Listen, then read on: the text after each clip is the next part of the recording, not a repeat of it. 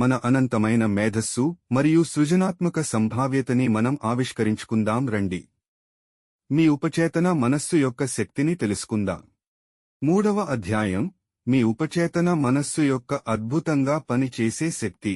మీ అద్భుతాలను అన్లాక్ చేయడానికి అత్యంత శక్తివంతమైన మేలుకువలను ఇప్పుడు తెలుసుకుందాము. మీ ఉపచేతన మనస్సు మీ శరీరంలోని అన్ని ముఖ్యమైన ప్రక్రియలను నియంత్రిస్తుంది మరియు అన్ని సమస్యలకు సమాధానం తెలుసు. నిద్రకు ముందు మీ ఉపచేతన మనస్సుకి ఒక నిర్దిష్ట అభ్యర్థనను అందించండి మరియు దాని అద్భుతంగా పనిచేసే శక్తిని మీరే నిరూపించుకోండి. మీరు మీ ఉపచేతన మనస్సుపై ఏదైతే ఆకట్టుకున్నారో అది పరిస్థితులు, అనుభవాలు మరియు సంఘటనలుగా స్క్రీన్ స్థానంపై వ్యక్తీకరించబడుతుంది. అందువల్ల మీరు మీ స్పృహలో ఉన్న అన్ని ఆలోచనలను మరియు విచారాలను జాగ్రత్తగా చూడాలి.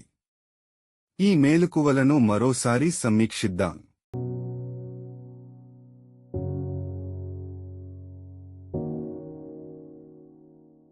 చర్య మరియు ప్రతిచర్య యొక్క చట్టం సార్వత్రికమైనది.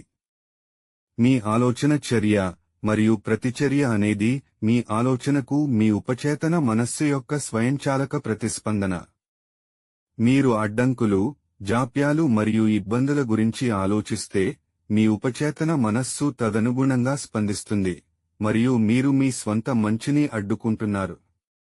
ఈ మేలుకువలను మరోసారి సమీక్షిద్దాం.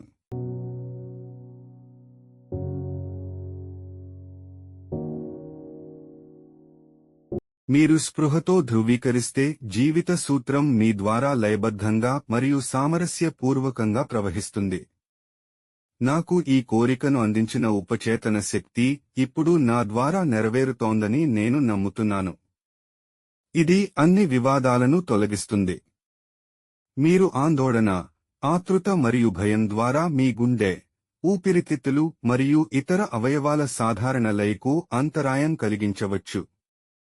మీ ఉపచేతన మనస్సుకు సామరస్యం, ఆరోగ్యం మరియు శాంతి ఆలోచనలతో ఆహారం ఇవ్వండి మరియు మీ శరీరం యొక్క అన్ని విధులు మళ్లీ సాధారణమవుతాయి.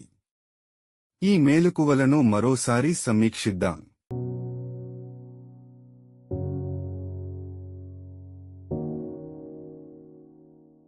మీ చేతన మనస్సును ఉత్తమమైన ఆశతో బిజీగా ఉంచండి. మరియు మీ ఉపచేతన మనస్సు మీ అలవాటైన ఆలోచనను నమ్మకంగా పునరుత్పత్తి చేస్తుంది. అన్ని నిరాశలు నెరవేరని కోరికల కారణంగా ఉన్నాయి. మీ సమస్యకు సంతోషకరమైన ముగింపు లేదా పరిష్కారాన్ని ఊహించండి. సాఫల్యం యొక్క థ్రిల్ను అనుభూతి చెందండి. మరియు మీరు ఊహించిన మరియు అనుభూతి చెందే వాటిని మీ ఉపచేతన మనస్సు అంగీకరించి దానిని అమలులోకి తీసుకువస్తుంది. కాబట్టి ఈ అద్భుతంగా పనిచేసే ఆలోచనలు గుర్తుంచుకోవాలి. ఈ మేలుకువలను మరోసారి సమీక్షిద్దాం.